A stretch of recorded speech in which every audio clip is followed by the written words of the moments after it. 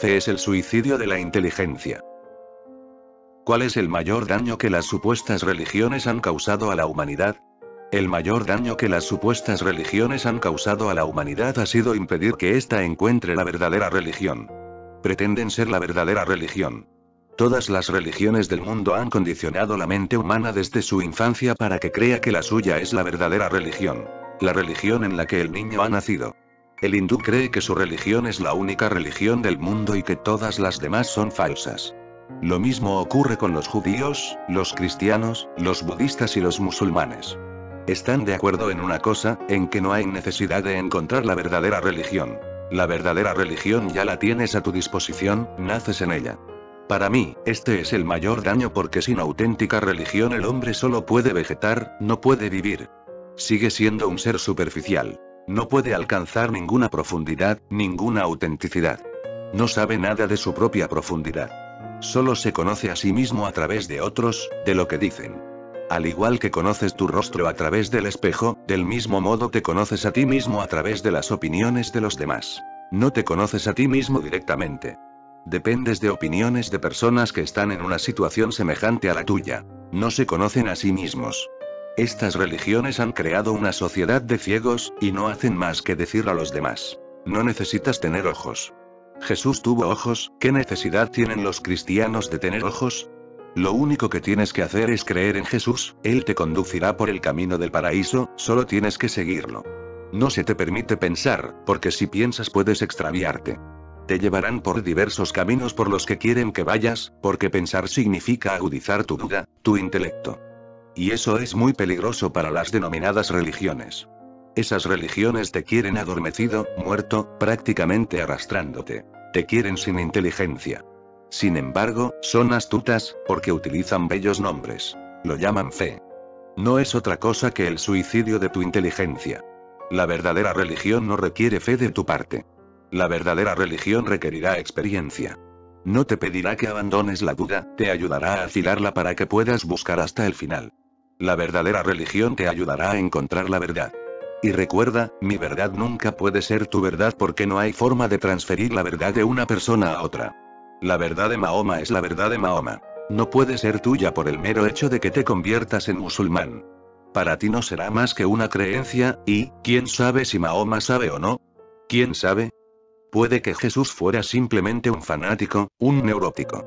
Eso es algo sobre lo que los psiquiatras, psicólogos y psicoanalistas modernos están de acuerdo. ¿Jesús tenía algún problema mental? ¿Tú crees que es normal declararse el Hijo único de Dios, afirmar: soy el Mesías que ha venido a redimir al mundo del sufrimiento y el pecado? ¿Y, a cuánta gente ha redimido?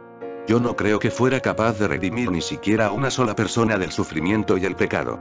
Sin duda era un megalómano. ¿Cómo puedes tener fe? Incluso aunque Gautama Buda conozca la verdad, tú no puedes saber si la conoce o no. Sí, puedes reconocer a alguien que conozca la verdad, si tú también la conoces. Entonces tendrás la capacidad de olerla. De lo contrario solo crees en la opinión pública, crees en la psicología de masas, que es lo más bajo. La verdad llega a la inteligencia superior. Sin embargo, si desde el principio te enseñan a creer, entonces te castran, te destruyen. Si desde el principio te condicionan a que tengas fe, habrás perdido tu alma. Vegetarás, no vivirás. Y eso es lo que están haciendo millones de personas en el mundo. ¿Vegetar? ¿Qué vida puedes tener? Ni siquiera te conoces a ti mismo. No sabes de dónde vienes ni a dónde vas. ¿Qué sentido tiene todo esto? ¿Quién te lo ha impedido? No ha sido el demonio sino los papas, los sacerdotes, los rabinos, los shankaracharyas. Ellos son los verdaderos demonios.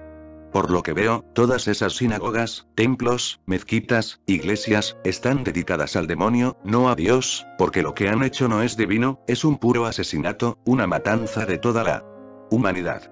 Sin embargo, también han hecho muchas otras cosas.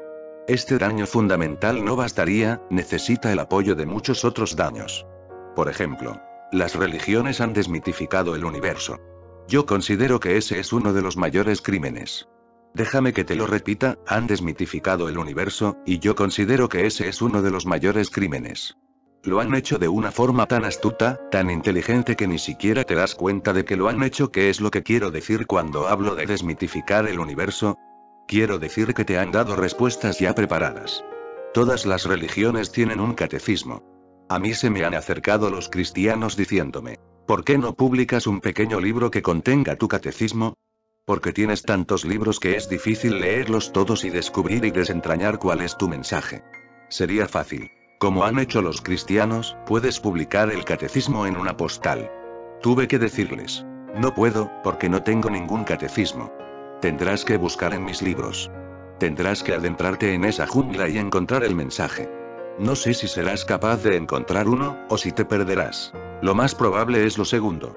Sin embargo, todas las religiones tienen un catecismo. ¿Qué es un catecismo? Dar respuestas a preguntas que no las tienen, antes incluso de que las hayas pedido.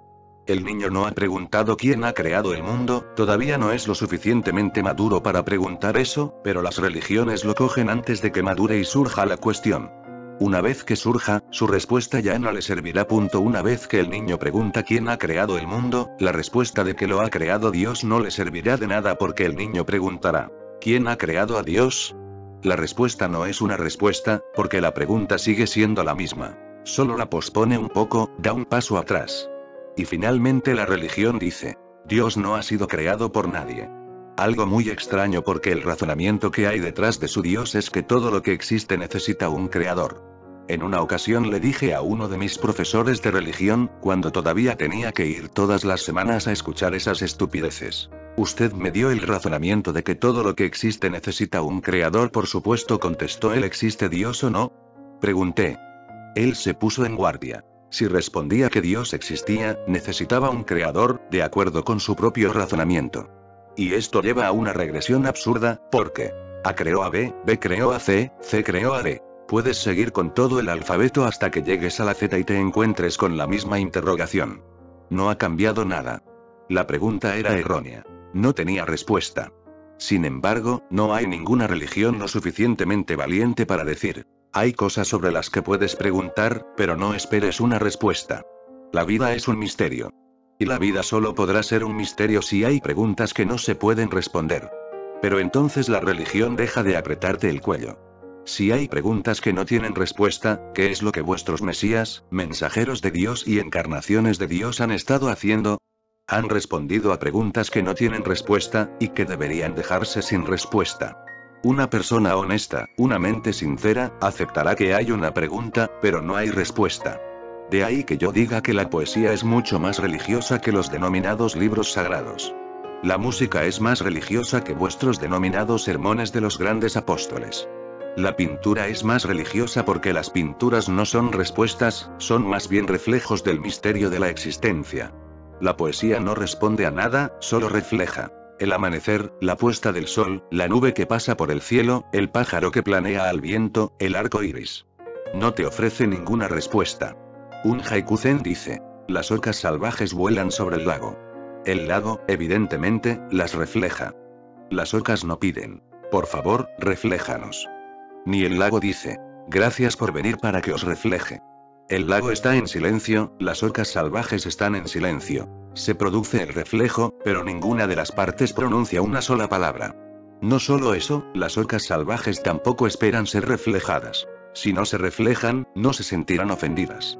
Si las orcas salvajes no pasan nunca por el lago no se sentirá ofendido, rechazado, humillado. Nunca se lo ha pedido, nunca las ha invitado. Las cosas ocurren, pero no existe un porqué. En la poesía, la pintura, la música, ¿has preguntado alguna vez acerca de la gran música? ¿Qué sentido tiene? Al escuchar a Beethoven o a Mozart, ¿has preguntado alguna vez? ¿Qué sentido tiene? O al contemplar los cuadros de Picasso, en una ocasión un americano multimillonario le dijo a Picasso, quiero algunos cuadros tuyos pero mis cuadros son muy caros, respondió Picasso. El dinero no es un problema, replicó el hombre. Véndeme 2 cuadros tuyos al precio que sea, no te discutiré el precio, y te daré el dinero en efectivo. Picasso no sabía qué hacer ya que en ese momento solo tenía listo un cuadro, de modo que fue a su casa y cortó el cuadro en 2, le llevó 2 cuadros y se los vendió. Uno de sus amigos que estaba allí sentado y había contemplado toda la escena le dijo, para empezar, el cuadro no tenía ningún sentido, nunca he sido capaz de entenderlo. En realidad no entiendo cómo distingues cuál es la parte de arriba y cuál es la de abajo, y cómo lo cuelgas. Lo he intentado de todas las formas posibles, y sigue siendo bonito lo cuelgues como lo cuelgues, lo cual significa que no tiene sentido. Y ahora has realizado un gran milagro. Has cortado el cuadro en dos, y ese hombre se ha ido con dos cuadros que no pueden tener sentido porque cada cuadro no es más que una mitad, falta la otra mitad pero nadie se va a enterar de que no son dos cuadros, respondió Picasso. Podía haber hecho incluso 4. Yo mismo no sé qué quieren decir, pero disfruté mucho pintándolos. Y lloró por haber tenido que venderlos. Estos pintores, poetas y músicos han enriquecido la mente humana porque no han desmitificado la existencia. Al principio la ciencia se movía en la misma línea que las denominadas religiones. En el siglo XVIII la ciencia cometía la misma estupidez, quizá porque solo había un precedente: las religiones. Estaba tratando de desmitificar la existencia, pero pronto se dio cuenta de que cuanto más profundizas en la existencia, más te adentras en el misterio. Al poco tiempo, la ciencia comprobó la gran afirmación de Sócrates: el hombre que menos sabe, cree que sabe más. Y el hombre que sabe más, cree que sabe menos. El hombre que no es más que un tonto piensa que lo sabe todo, y el hombre realmente sabio solo sabe una cosa: que no sabe nada. A medida que tu inteligencia va madurando y penetras en la existencia desde distintas direcciones, comienzas a sentir, a vivir y a amarla, se vuelve más como la poesía, la pintura, la música, la danza, una historia de amor. Pero no ocurre lo mismo con la teología. Poco a poco se vuelve tan misteriosa que nunca podrías haber imaginado que estuvieras sentado sobre inmensos tesoros de misterios.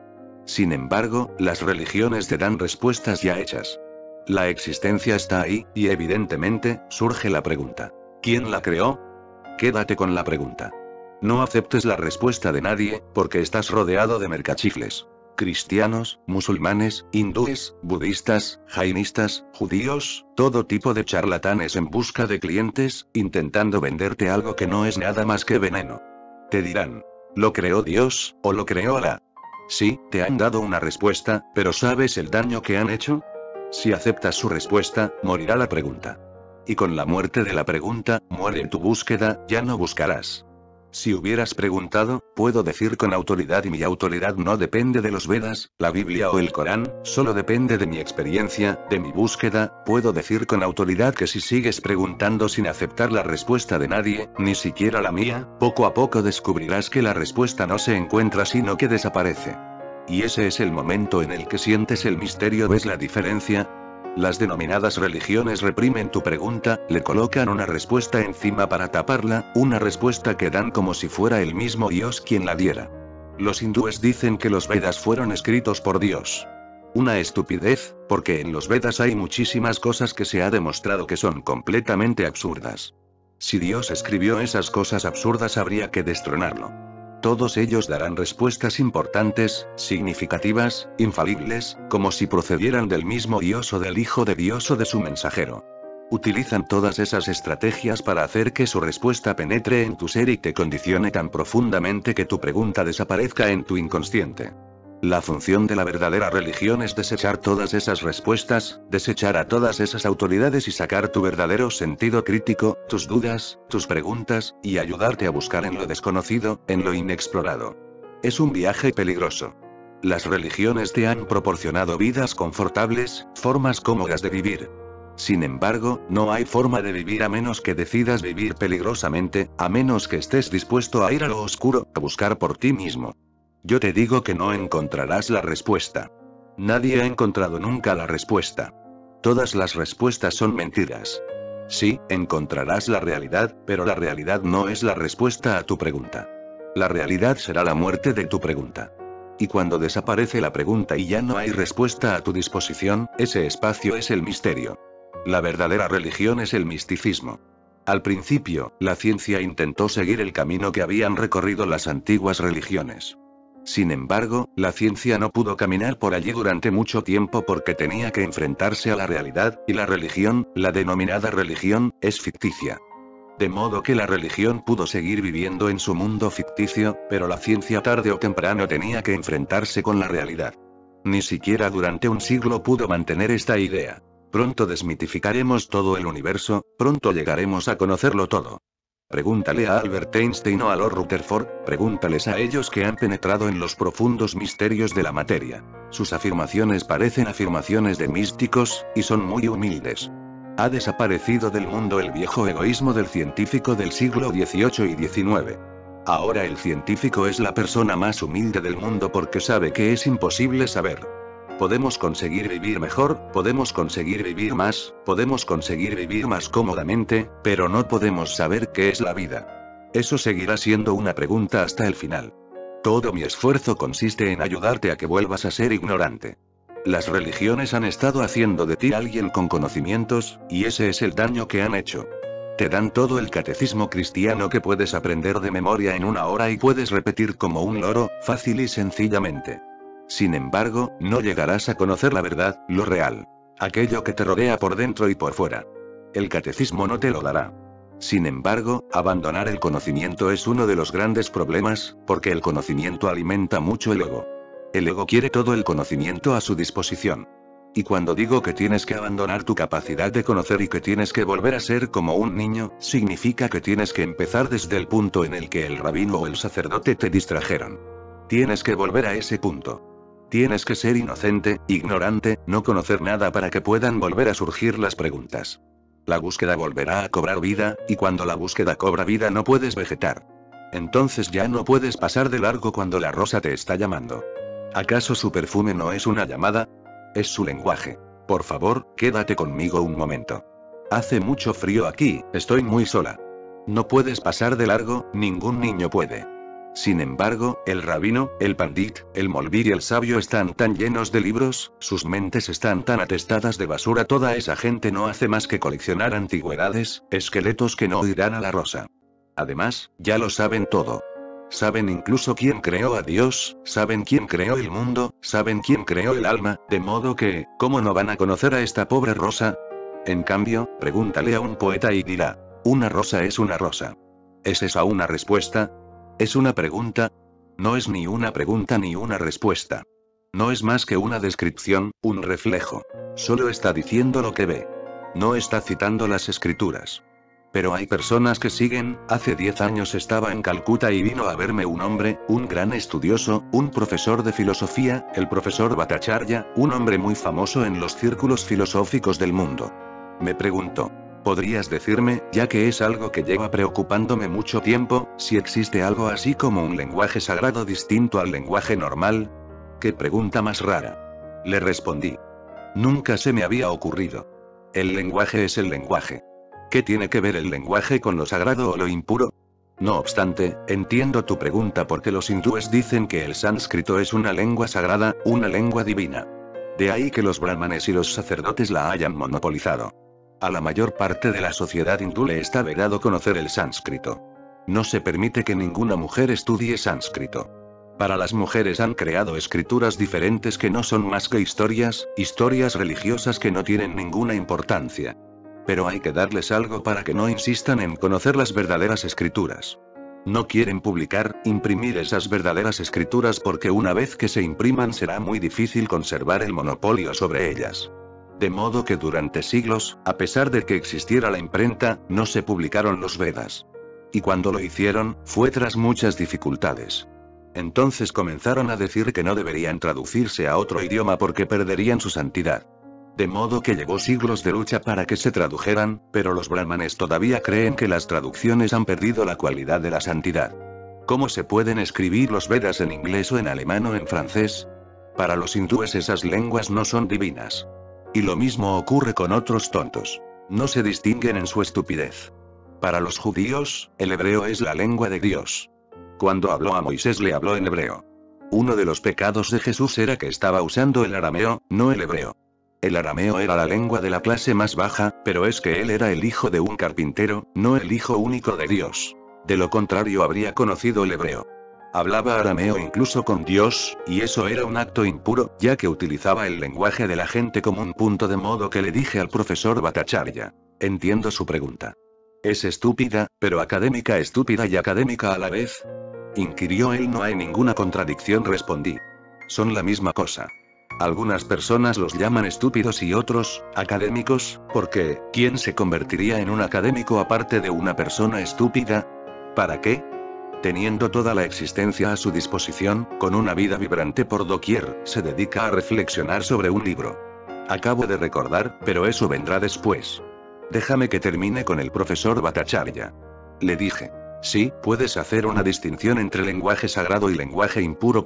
No debería confundirte el nombre del profesor Bhattacharya. Bhattacharya es el apellido de los brahmanes de clase alta de Bengala, pero su padre era un mendigo, de modo que se convirtió al cristianismo.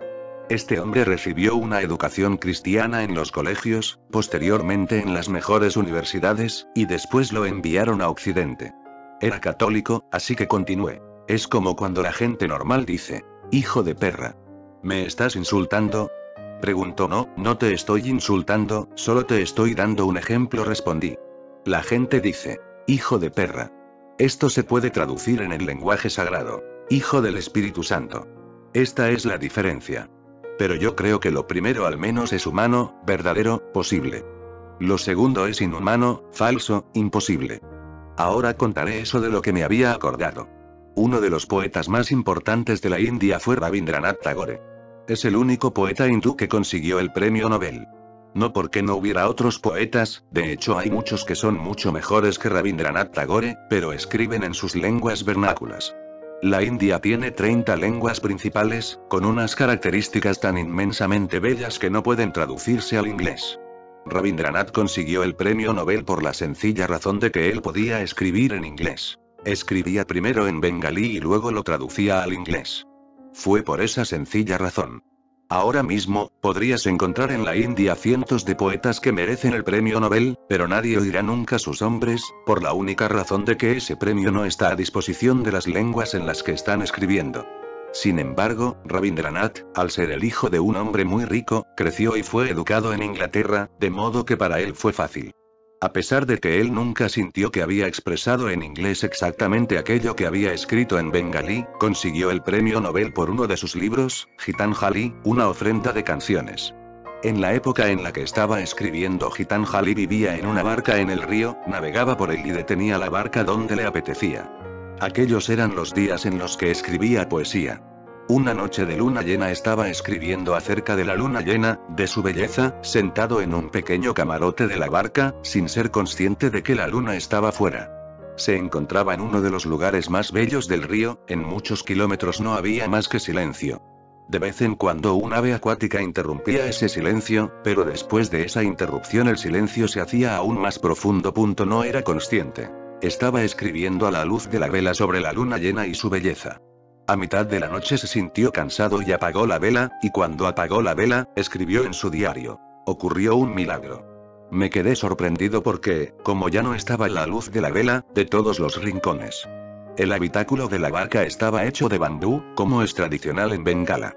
De modo que comenzó a entrar la luz de la luna por cada rendija de los bambúes. Durante unos instantes se quedó asombrado. Nunca había sentido tanto silencio. Salió, vio la luna y lloró. Volvió a entrar y rompió el poema que había escrito sobre la luna, su luz y su belleza y escribió en su diario. Fui muy injusto con la luna, con el silencio de la noche. Mi poesía no era más que basura, no reflejaba siquiera una milésima parte. La luna estaba fuera llamando a mi puerta, pero yo estaba tan ocupado escribiendo mi libro que no oí su llamada. Estaba hablando de silencio en mi poema, y reinaba un profundo silencio en el exterior. Nunca antes había experimentado tal silencio, ni he vuelto a experimentarlo. Si me hubiera ido a dormir sin apagar la vela, me lo habría perdido. Aquella pequeña vela era suficiente para impedir que entrara la luz de la luna. Estas personas están llenas de libros y palabras que no forman parte de sus propias experiencias. A menos que algo forme parte de tu experiencia personal, no sigas engañándote. La capacidad de saber puede ser muy engañosa, y estas religiones son culpables de convertir a la gente en expertos. Deberían ayudar a la gente a ser inocente, deberían ayudarles a volverse ignorantes. Deberían ayudarles a preguntar, buscar, inquirir. Sin embargo, en vez de eso, te lo han dado todo, te han ofrecido en bandeja todas las respuestas que tenías que encontrar. Y no eres consciente de lo que has perdido al aceptar ese regalo. Lo has perdido todo. Vives una vida prestada porque ellos te han dicho cómo vivir. Te han dicho cómo regularte la vida. Te han dicho cómo controlar tu comportamiento, tu naturaleza, y tú los has obedecido ciegamente, sin entender un principio muy sencillo. Gautama Buda solo ha nacido una vez. Durante 25 siglos millones de personas han intentado convertirse en Gautama Buda. Ninguno de ellos lo ha conseguido. Un hecho así de simple, y yo digo que es una suerte que nadie lo haya conseguido. Habría sido algo muy desafortunado si alguien lo hubiera conseguido. Nadie puede lograrlo porque cada ser es único. Gautama Buda era único. Tú eres único. Ni él tiene que seguirte ni tú tienes que seguirle a él. Seguir crea imitadores. En el momento en que te conviertes en un imitador pierdes contacto con tu vida. Eso es lo que quiero decir cuando digo que comienzas a vegetar. Comienzas a interpretar el papel de otro. Te has olvidado por completo de tu auténtica vida. En mi pueblo, cada año, se representa la vida de Rama. Una vez cuando estaba viendo la representación ocurrió una cosa, fue muy divertido y muy significativo. En la historia de Rama, Sita fue secuestrada por Ravana. Rama y su hermano Lakshmana reunieron unos ejércitos para ir a luchar. Comenzaron a luchar después de que Sita llevara 3 años prisionera en Sri Lanka. Ravana era un gran guerrero. Rama y Lakshmana también eran grandes guerreros, pero eran jóvenes.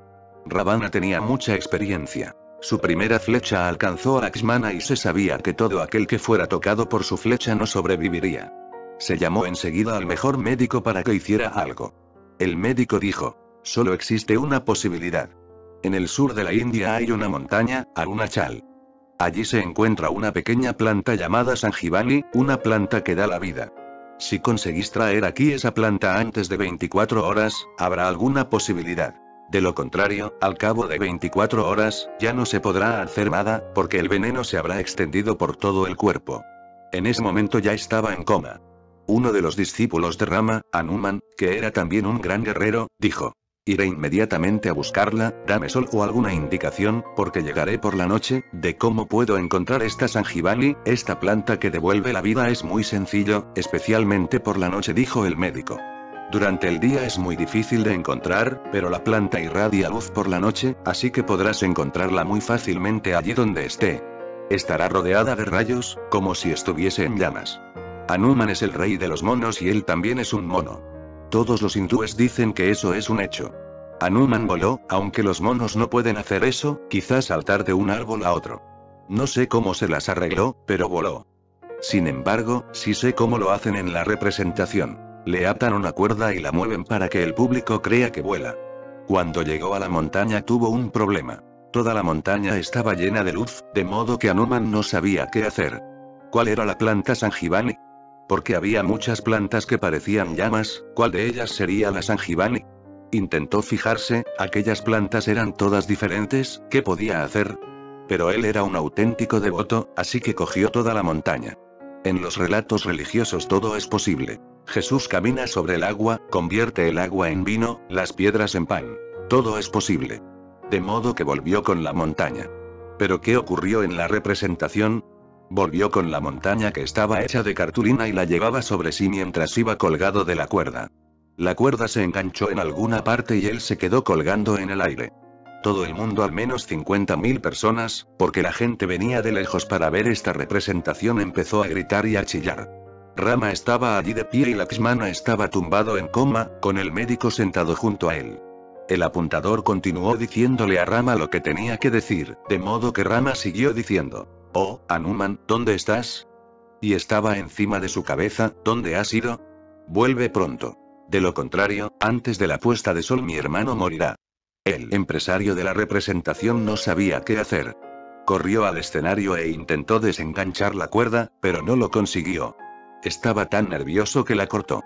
Hanuman se cayó con su montaña encima de Lakshmana. Este se levantó, pero Rama todavía estaba diciendo lo que le estaban apuntando. «Oh, Hanuman, has venido en el momento justo». Hanuman le contestó: «Cállate ya. Idos al infierno tú y tu hermano.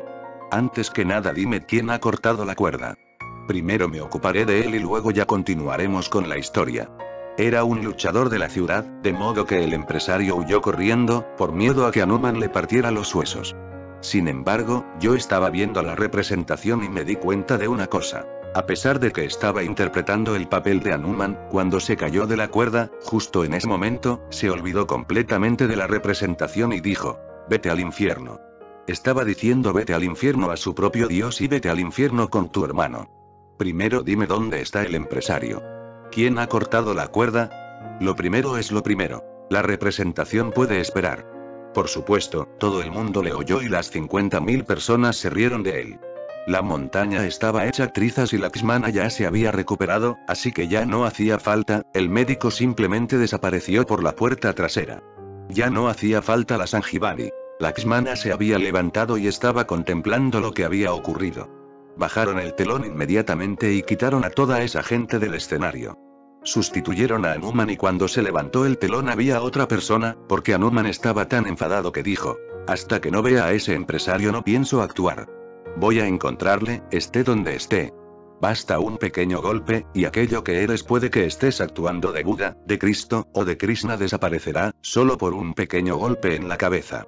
La actuación no puede penetrar en tu ser. Permanecerá únicamente en la superficie. Puedes practicar durante 30 o 40 años, hay monjes que han estado practicando durante 50 años. Hay monasterios católicos en los que una vez que el monje entra, no vuelve a salir. Y hay miles de personas viviendo en esos monasterios. ¿Qué es lo que hacen?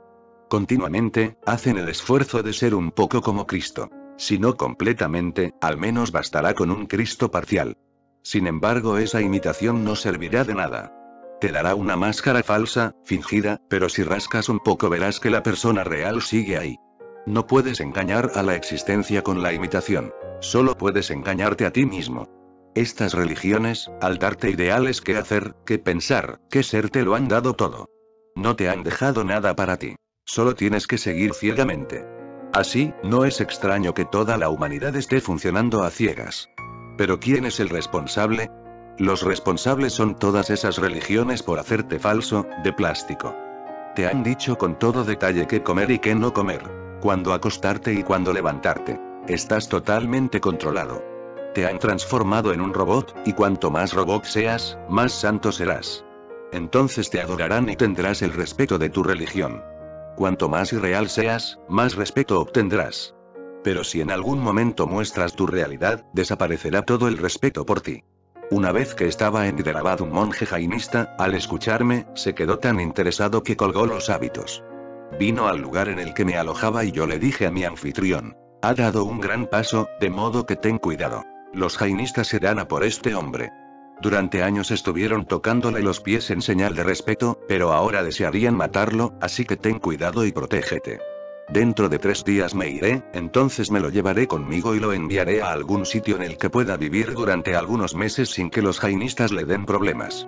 Pero ese mismo día, cuando iba a dar una charla en la sala del ayuntamiento de Hyderabad, el monje jainista insistió: me gustaría ir contigo. No me pareció que hubiera ningún problema, de modo que le dije: bueno, ven. Sin embargo, cuando llegué al ayuntamiento me di cuenta de que toda la comunidad jainista estaba allí. Al oír que iba a dar una charla en el ayuntamiento adivinaron, que el monje también iría. Esa es nuestra oportunidad. Al ver la situación le dije al monje: sal conmigo al escenario y siéntate detrás de mí. Veremos qué ocurre. El alcalde me presentó, pero cuando aún no había terminado, se levantaron cientos de personas y dijeron: queremos que el monje jainista baje del escenario. El alcalde no sabía qué hacer. Yo era su invitado y el monje había venido conmigo, era mi invitado, siéntese, yo me encargaré de esto, le dije al alcalde. Yo le pregunté a aquella gente: ¿queréis volver a tocarle los pies? ¿Tocarle los pies? Lo que haremos será cortarle la cabeza. Exclamaron simplemente. Fijaos en una cosa, les dije. ¿Cuántos años ha sido monje? 20. Se hizo monje cuando solo tenía 20 años y ahora tiene 40. Durante 20 años le habéis estado tocando los pies, pidiéndole consejo, y en tan solo unas horas queréis cortarle la cabeza. ¿Qué ha ocurrido? Él sigue siendo el mismo. Nunca os habríais permitido sentaros junto a él y ahora estáis pidiendo que lo bajen del escenario y que le obliguen a sentarse con todos los demás. ¿Qué cambio habéis visto? ¿Podéis decirme qué es lo que ha cambiado? Ha cambiado todo, ya no es un monje jainista, respondieron. Eso es verdad, ya no viste la túnica de los monjes jainistas, pero ¿acaso lo que venerabais era su túnica? Aquí la tengo, añadí. Me había llevado la túnica en una bolsa, pero él no lo sabía. Saqué la túnica, la extendí en el escenario y les dije: podéis tocar los pies de la túnica. Este es vuestro monje. Ese hombre no tiene nada que ver con vosotros porque nunca le habéis tocado los pies. No tenéis que enfadaros tanto hasta el punto de que queráis cortarle la cabeza. Ni le habéis tocado los pies ni tenéis que cortarle la cabeza. Ese hombre es un auténtico desconocido para vosotros. Sin embargo, aquí tenéis su túnica y su escudilla. Podéis hacer lo que queráis. Si queréis tocarle los pies, hacedlo. Si queréis cortarle la cabeza, hacedlo. Y añadí, ¿no os dais cuenta de algo muy simple? Que 20 años de seguir una disciplina, no se puede engañar a los jainistas, porque tienen que vivir 5 monjes juntos. No se permite que ningún monje viva solo porque no puedes confiar en un monje solo, puede que encuentre la manera de hacer algo que vaya contra las reglas. 4 espían al quinto. De hecho, se espían los unos a los otros. Se supone que no deben entrar en casa de nadie, solo pueden estar en el templo, porque en una casa todo es posible. Allí habrá mujeres, habrá comida. Y esas personas están hambrientas de comida, de mujeres, de todo. Están completamente hambrientas. Únicamente pueden comer 2 veces al día y no pueden tocar a ninguna mujer. No solo tocar, ni siquiera ver a ninguna mujer. Para evitar verlas, se les ordena que caminen mirando al suelo 4 pies por delante de ellos, exactamente 4 pies por delante. Así es como tienen que caminar, de modo que si ven a una mujer solo le verán los pies, nada más. No se les permite que estén en ninguna casa con ninguna familia porque quién sabe, a lo mejor abren la nevera por la noche. Al fin y al cabo la gente hambrienta es gente hambrienta. En el templo no hay nevera, ni comida ni agua. Ni siquiera se les permite beber agua por la noche. Yo les dije, durante 20 años venerasteis a este hombre como si fuera un dios. Hoy, por el mero hecho de que haya colgado los hábitos y se haya cambiado de ropa, estáis dispuestos a matarlo. Sois personas no violentas, pero estáis hablando de cortarle la cabeza. Y le dije al monje, mira a estas personas, todos ellos han estado tocando tus pies. Era un pacto mutuo, ellos te daban respeto y tú seguías siendo su esclavo. Sé cada vez más su esclavo y te tendrán cada vez más respeto. Pierde completamente tu individualidad, vuélvete falso y te llevarán a hombros. Sin embargo, un solo momento de realidad y se convierten en tus enemigos. No, nadie puede darte una disciplina. Tendrás que encontrarla en tu propia conciencia. Cuando los sannyasins me preguntan cómo deben vivir, qué deben hacer, qué es lo que no deben hacer, solo les digo, no me entendéis. Mi único mensaje es ser cada vez más vosotros mismos. Lo primero es ser uno mismo, y lo segundo es saber quién eres, de modo que sigue siendo tú mismo, sigue siendo natural. Intenta ser cada vez más consciente de ese flujo de vida que discurre en ti. ¿Quién está latiendo en tu corazón? ¿Quién está detrás de tu respiración? Permanece cada vez más alerta de todo lo que haces, de todo lo que piensas, de todo lo que sientes, simplemente permanece alerta, un observador en la colina. Esa observación te ayudará a encontrar una disciplina que sea tu disciplina. Esa observación te ayudará a descubrir qué comer y qué no comer, qué hacer y qué no hacer. El hecho de observar continuamente te hará ser consciente para que puedas abandonar muchas cosas de las que estás arrastrando innecesariamente y que se han convertido en cargas, y elegir solo aquello que está en armonía contigo, que no es una carga sino un alivio. Si vives estando alerta, vives correctamente. Si vives imitando, vives erróneamente. Para mí, únicamente hay un pecado, y es el de no ser tú mismo. Y para mí, únicamente hay una virtud, la de conocerte a ti mismo. Todas las religiones han impedido que ocurra esto. Ya es hora de que nos liberemos de todas esas tonterías que el pasado ha dejado sobre nuestras cabezas. Si pudieras convertirte de nuevo en Adán y Eva, no en Moisés, ni Mahavira, ni Mahoma, ni Jesús, ni Confucio, ni Lao Tse, si fueras Adán y Eva, recién nacidos, recién salidos del jardín del Edén, sin nadie a quien preguntar qué hacer, sin nadie a quien preguntar cuál es la disciplina correcta, sin sacerdotes, ni rabinos ni papas a tu disposición, ¿qué harías? Pues hazlo.